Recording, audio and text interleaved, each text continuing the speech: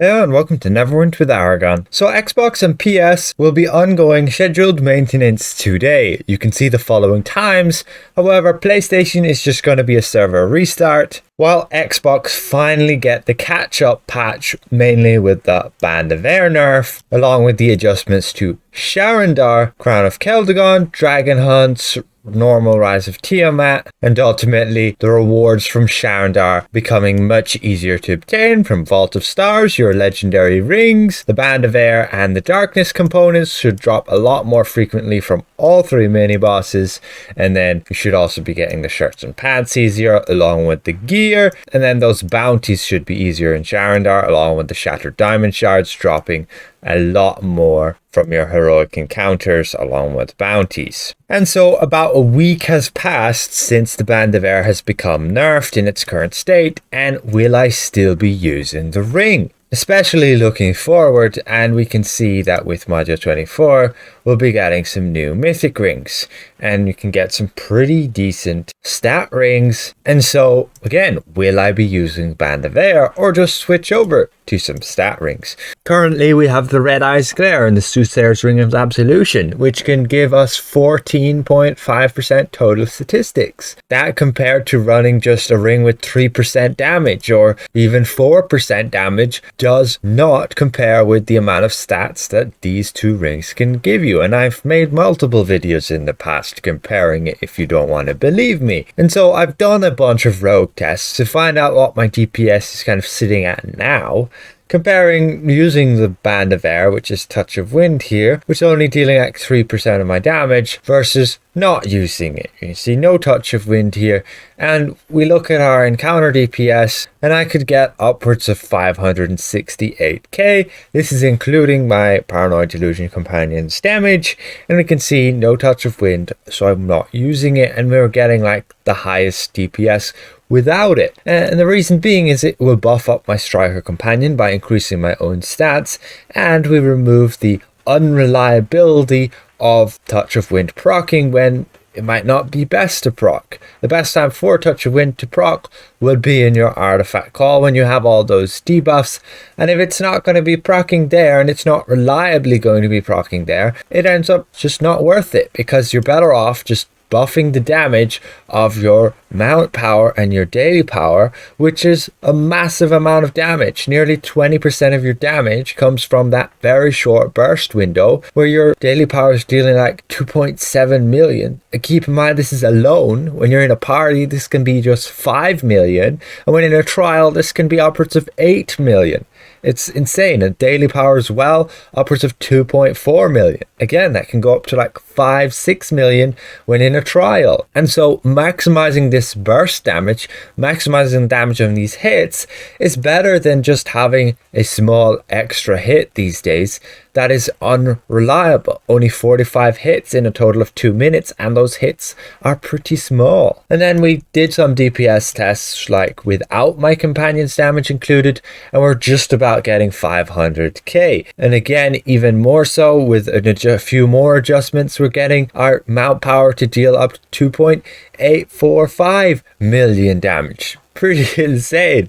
Happy about that, and my build moving forward will look somewhat like this with the Red Eyes Glare and the Soothsayer's Ring. However, if these rings can work properly with like the 5% crit strike and the 5% combat advantage, I might consider switching to those in AoE when you can gain the benefit of those extra stats. Otherwise, they're not as reliable as like the Red Eyes Glare, which is a continual stat bonus of a total of 7.5% all the time, and the Soothsayer's Ring of Absolution, so long as you're full HP, which is in the most of the artifact calls, that burst window of damage, then you're fine to have this extra 7%. But you might want to switch that out to a more reliable one like this 5% crit strike, and you know you'll always have it even if you take a chunk of damage, so could be more useful.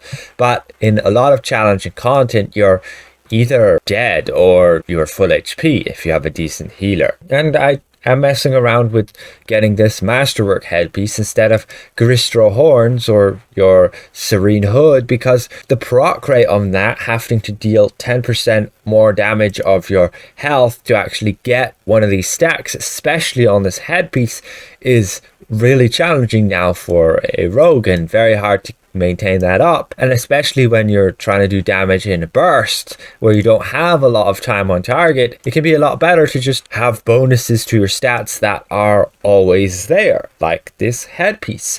There's no requirement other than to have your health above 50%. It's the same with the arms, and for the chest piece I'm considering switching to this one with the crit severity, where you can get 3% stacks times 5 up to 15%, same as like your rib cage, same as your full leathers, but you don't have to deal damage equal to 10% of your max HP to get one of those stacks. Albeit those stacks last for 15 seconds, much more easier to keep up than the helmet. But again, for burst damage, let's say the boss phases or even at the very beginning of the fight, you're not going to be having all of those stacks, and so it can just be better for your burst damage to have those stacks right from the get-go.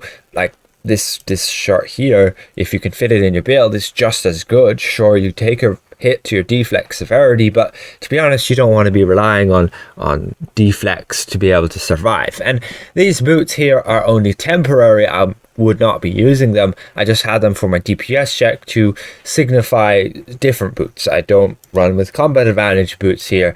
My intent is to run with the Seals boots with 10,000 accuracy, because again, that is another reliable boost, and it's the most amount of stats, or even percentage when you convert that to percentage, that you get on boots, and then that will increase my accuracy by shit ton, and we can get that nice and much higher. And as for the weapons, again, these are just placeholder weapons for the new ones that will be coming down the line that I will intend to be using and testing out.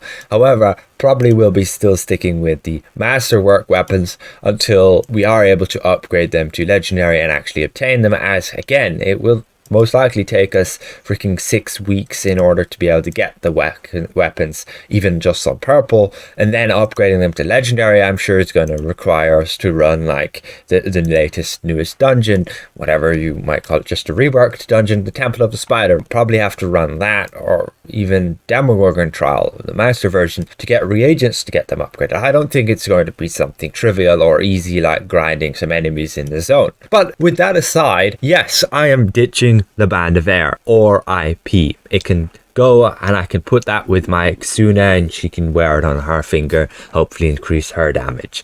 Yeah, it's all a big sad case just there. The executive producer did say that the Band of Air was going to remain best in slot, and right now it's not looking like that. It's not looking like it's in any way competitive to other things. Sure, it can deal a decent amount of damage, and if I'm just AFK hitting, then maybe, but if I've got some brains and have good timing, there's no way in hell the Band of Air is even worth using, because with the current meta of still being able to stack more offensive stats, it can be just a lot better to buff up your big hits so they hit bigger. Now just keep in mind, all my perspective is from a rogue. There are other classes out there, but there's only like the Warlock and the Wizard who are also good at like activating the Band of Air, triggering it. And the other classes were already quite far behind, and on those classes I think it's going to be even worse to use the Band of Air compared to just pure stats to gain your statistics, again buffing up your big hits. So with that said, no, I shall not be using the Band of Air moving forward. I'm on one part just on strike with it, and on the other part my data is telling me it's not worth using.